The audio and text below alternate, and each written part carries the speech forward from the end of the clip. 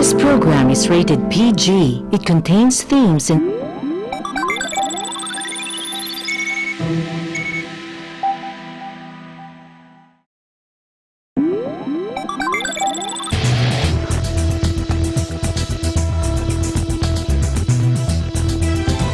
We're working to connect a region of over 600 million bridges between our lands.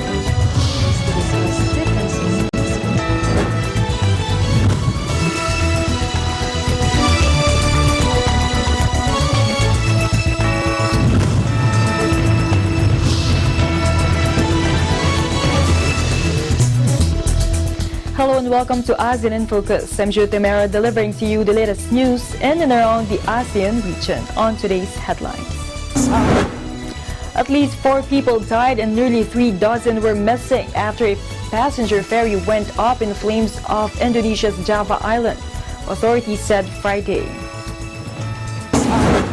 Thai-American U.S. Senator Tammy Duckworth on Friday urged Thais to be patient with the messy nature of democracy during her first official visit to her birthplace, Bangkok, since she was elected in 2016.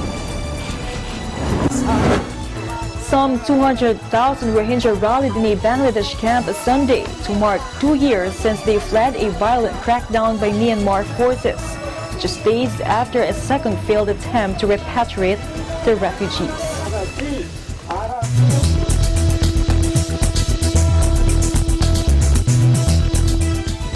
At least 4 people died and nearly 3 dozen were missing after a passenger ferry went up in flames off Indonesia's Java Island, authorities said Friday.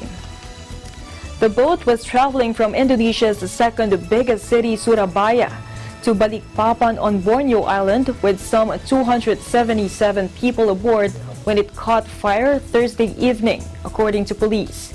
Television images on Friday showed plumes of black smoke pouring out of the boat as search teams hunted for the missing passengers after scores were rescued. East Java Police spokesman Franz Barung Manggera confirmed Friday that at least 4 people died in the accident and dozens were unaccounted for. Earlier, Shakrul Nugroho, a spokesman for Surabaya's Tanjung Perak port, gave a lower figure for the number of missing. The cause of the accident was not immediately clear. Nugroho said it appeared a fire had broken out and the ferry's power went down, cutting off its water pumps. And I quote, "The crew couldn't extinguish the fire because the water pumps weren't working, so passengers started to abandon the ship," he added. Passenger ferries are a common means of transport in Indonesia, an archipelago of some 17,000 islands, despite poor safety standards and frequent accidents. Australia's Prime Minister on Friday urged nations in Asia to stand up for their independence and sovereignty, with tensions high in the disputed South China Sea, where Beijing is under fire for increasingly bullish behavior. Scott Morrison's comments came after the United States slammed China for its escalation in the waterway, a key global shipping route where Beijing is accused of deploying warships, arming outposts, and ramming fishing vessels. Morrison was speaking during a trip to Vietnam, one of China's most vocal critics, over competing claims in the resource rich sea. A Chinese survey ship has antagonized Hanoi since early July, sailing the waters near the Spratly Islands where Vietnam has several oil and gas projects. The ship left for a brief period this month and then came back, prompting irate calls from Hanoi to vacate the area. It says falls within its exclusive economic zone. On Friday, Morrison said that Australia supports the principle of international law, without naming China and refusing to take sides. It is about ensuring that each and every nation in the region can have confidence in its own independence and sovereignty, he told reporters on his 3-day trip. Earlier, Morrison had affirmed the Pacific region as one of sovereign interdependent states, resistant to coercion, and comments seen as aimed at China.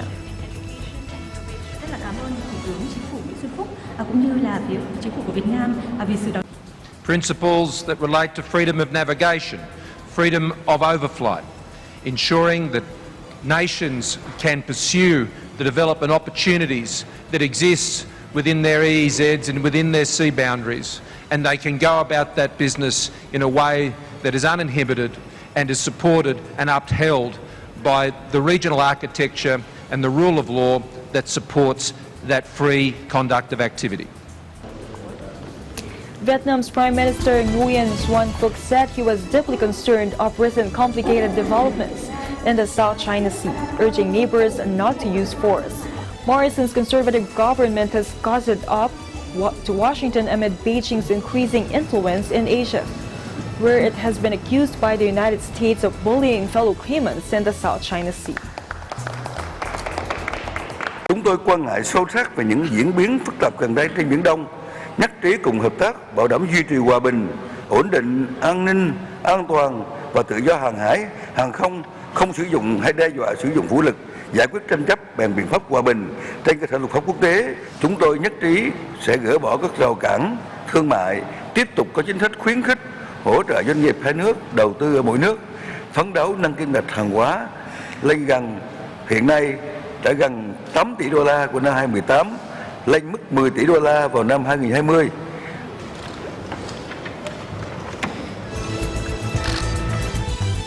In the Philippines, inclement weather caused by severe tropical storm Ineng has so far affected 8,008 families.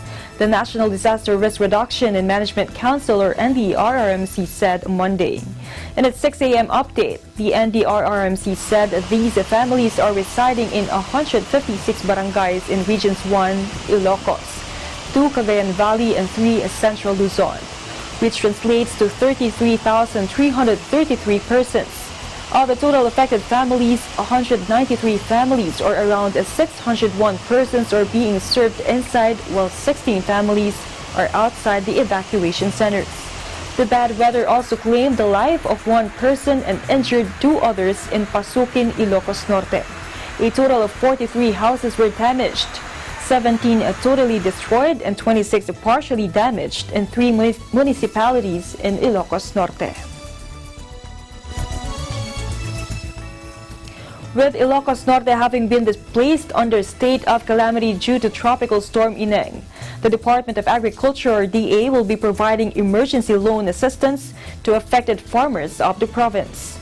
DA Secretary William Dar, in a statement on Sunday, said they have funds available. They are ready to provide emergency financial assistance under SURE, or Survival and Recovery Program, granting $25,000 at zero interest and payable up to 3 years. He said the DA Agricultural Credit Policy Council, or ACPC, will disperse the loan assistance through Nueva Segovia Cooperative. The Sure Loan Assistance, which is being implemented by DA ACPC, aims to support the government's goal of helping agricultural households in calamity-affected areas regain their capacity to earn a living and provide immediate relief to small farmers and fisher folk through loan and emergency assistance package. Ilocos Norte was placed under state of calamity by Sangguniang Panglalawigan after the tropical storm left 111 million peso worth of damages to agriculture and infrastructure as of Saturday. According to the Ilocos Norte government, the estimated 65.4 million peso infrastructure damage include flood and river control projects, roads, bridges, and irrigation facilities, agricultural damage on rice fields, fisheries, high-value commercial crops, and livestock amounted to more than 45.5 million peso, it added.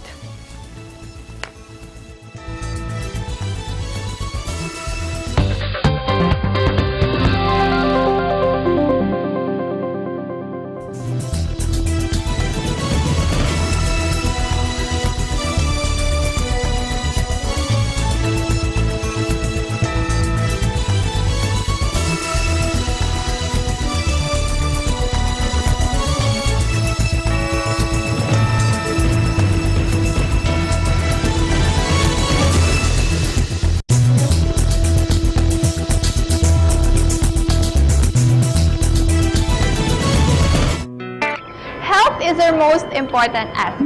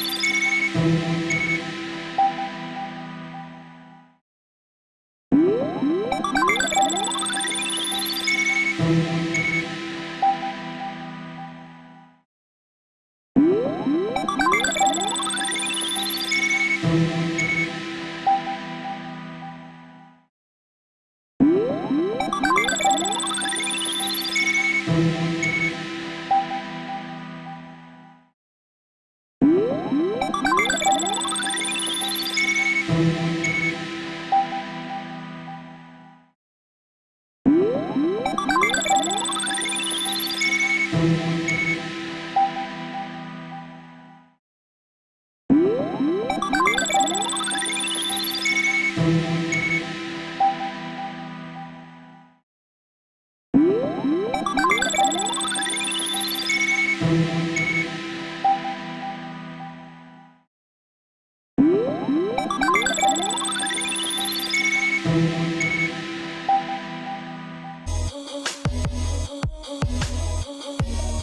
am here at Gastown, which is a National Historic Site in Vancouver, British Columbia.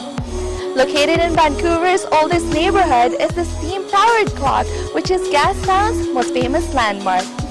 Make sure to tune in to Digital Nest every Tuesday and Thursday at 7:30 p.m.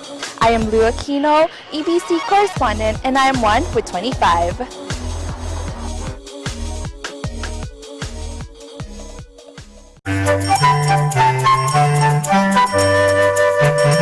How to present in class. You are going to have a presentation in class. Are you feeling worried?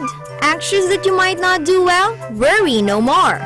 All you need is to follow a few tips so you'll do a really good job. Here's what you need to do. Plan. Research and prepare your materials and speech ahead of the presentation date. Write. Be confident. Make sure to maintain eye contact when talking in front of your classmates. Stand straight. Stand as proud as you can while presenting. Smile. Enjoy your presentation, and surely your audience will enjoy as well. If you follow these simple steps, surely you will do well in your school presentation.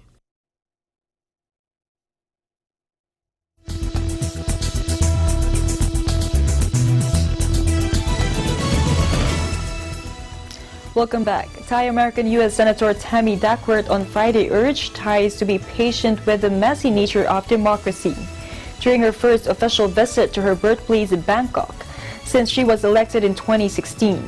Duckworth's comments come 2 months after 2014 coup leader Prayut Chan-o-cha was reinstalled as Thailand's civilian premier, following a highly disputed poll. The U.S. Senator met Prayut on Friday morning after a press conference where she congratulated Thailand on a successful election. Asked by AFP why she thought the contentious election had been a success, Duckworth replied, "Jai Yen Yen," meaning be patient in Thai. The decorated U.S. Army veteran, who also gave a speech at the Thai Military Academy during her visit, lost both legs in 2004 when her helicopter was shot down over Iraq. Since then, she has chalked up a lot of firsts. The first Thai-American born in Thailand to be elected to Congress, the first female double amputee elected to Senate, and the first senator to give birth in office. Born to a Thai mother in Bangkok, Duckworth said her Southeast Asian heritage gave her greater appreciation for the United States' role in the world. And I quote, "She is very proud to be American, but she doesn't assume they are the leader of the world because they are the best," she said. Duckworth visited Thailand as the administration of U.S. President Donald Trump attempts to counter China's influence by re-engaging with Southeast Asian allies. She also visited Thai veterans at a hospital and had an audience with Thai Princess Maha Chakri Sirindorn. Thailand remains bitterly divided after 13 years defined by street protests, short-lived civilian governments, and putschs by its coup-happy military.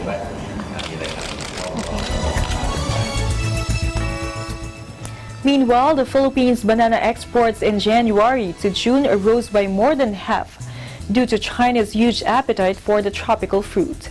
Data from the Philippine Statistics Authority, or PSA, showed.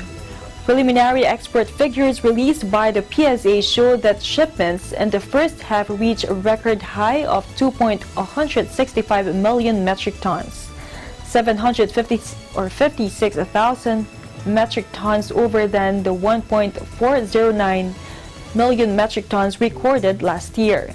PSA historical data showed that this was the highest volume exported by the Philippines, and the first time that shipments exceeded 2 million metric tons in the first half alone.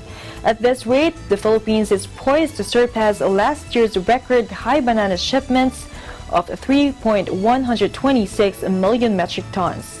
PSA data also showed that the value of exports in the first half reached $983.740 million, 57.5% higher than the $624.704 million recorded last year.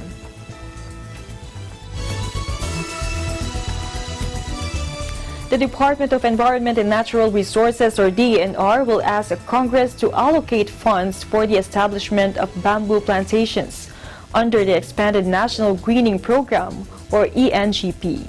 The ENGP has no budget for forest expansion this year due to the 2 billion peso cut in the DENR's 2019 budget. Interviewed by the Business Mirror, Director Sofio Quintana of the DENR's Ecosystems Research and Development Bureau, or ERDB, said in a mix of Filipino and English that forest expansion under the ENGP was virtually stopped this year due to budgetary constraints, while the ERDB's budget for bamboo is allocated for research and development, or RD. Quintana is optimistic with Environment Secretary Roy Simato's recent pronouncement recognizing the importance of bamboo as an alternative to wood, coupled with its huge potential as a carbon sink. The massive cultivation of bamboo as mandated by law, will now be given attention. He said he will work with the DENR's Forest Management Bureau, or FMB, in seeking budget support from Congress for the establishment of more bamboo plantations and hopefully fill the supply gap that will encourage wood industry players to embrace bamboo in lieu of the more expensive but supply-scarce wood species. The DENR is the lead implementing agency of the ENGP, while the FMB acts as its overall coordinator. Bamboo is a giant grass species. It grows fast and survives under extreme weather conditions. It has long been used as construction material, while young bamboo shoots are traditionally harvested for food. Bamboo is widely recognized as a versatile, renewable resource that protects the environment, improves the microclimate, controls soil erosion, protects river banks, reduces flash floods, serves as a windbreak, and sequesters atmospheric carbon efficiently.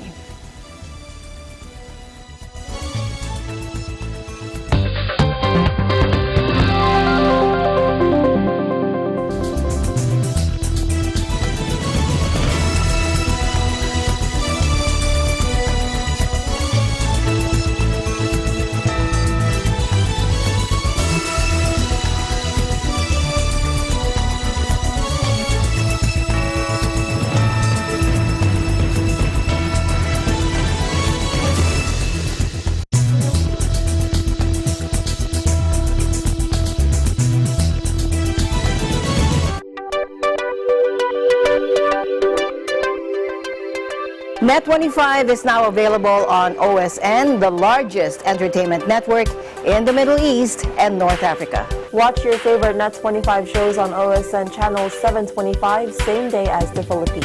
Net25 shows live and on demand, Anytime, anywhere, on any mobile device on OSN Play.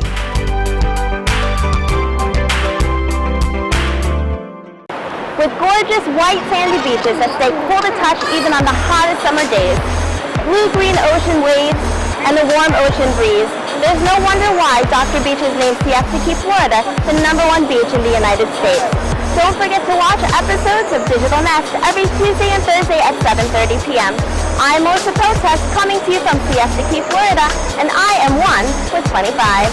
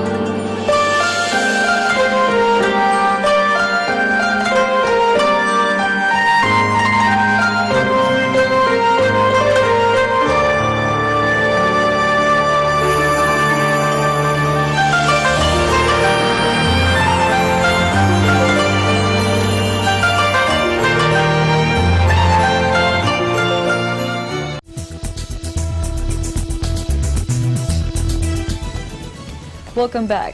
Some 200,000 Rohingya rallied in a Bangladesh camp Sunday to mark 2 years since they fled a violent crackdown by Myanmar forces, just days after a second failed attempt to repatriate the refugees. During the brutal August 2017 offensive, around 740,000 of the Muslim minority escaped Myanmar's Rakhine state, joining those who had fled earlier persecution. A total of nearly 1 million refugees now live in 36 squalid camps in Bangladesh's southeastern border district of Cox's Bazar. On Sunday, children, hijab-wearing women, and men in long-skirt lungis shouted "God is great, long live Rohingya," as they marched at the heart of the world's largest refugee camp to commemorate what they described as Genocide Day.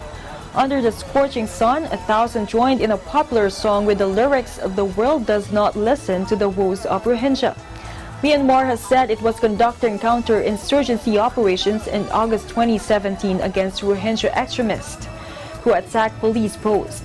But the UN last year called for Myanmar's top generals to be prosecuted for genocide over the crisis. Rohingya leader Mohib Ullah said the stateless minority wanted to return home, but only after they were granted citizenship. Their security was ensured and they were allowed to settle back in their villages.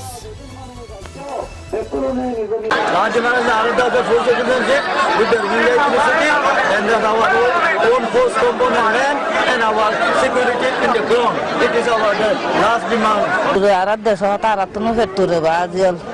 Ara tu dia hanzai tamla ara hanzai tamara hanzai na mari dia thala ule ara ro ara bisargal sai dara ara bisar jodi gori dile ara jai bhajun nole ara jai na bhajun ara na jai.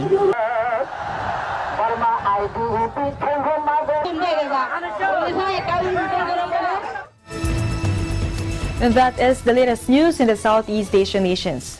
Stay updated about the ASEAN region. I'm Judith Timera, and I'm one with 25.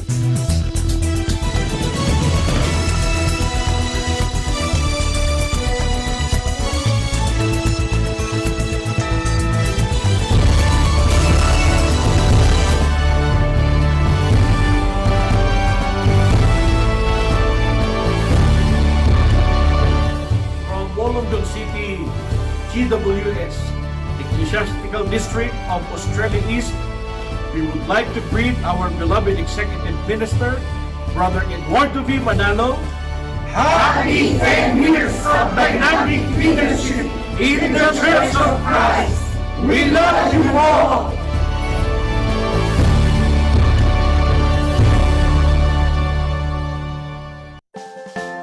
The Cine Bata Video Festival is calling for submission of entries. With this year's theme, United in Love. If you are a Filipino video content creator, show us your best work for a chance to represent the Philippines.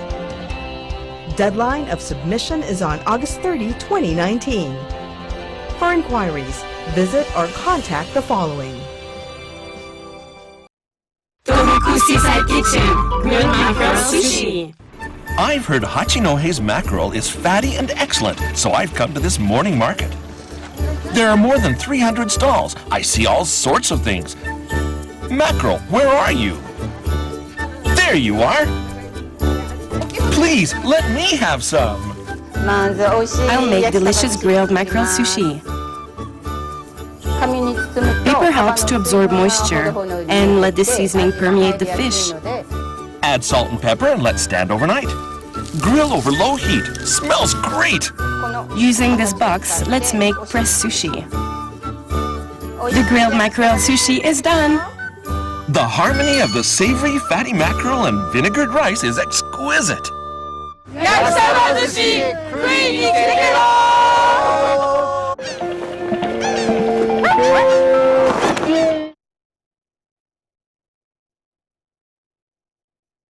Among the many restaurants, galleries, and boutiques here in Tribeca is an art exhibit dedicated to contemporary Filipino artists.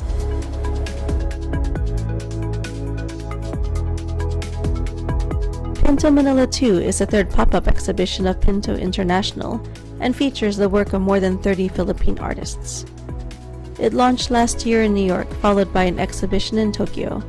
This exhibit serves as a means to cultivate cultural diplomacy through art. Door, pinto, is actually a door that opens new possibilities of many possibilities, in fact.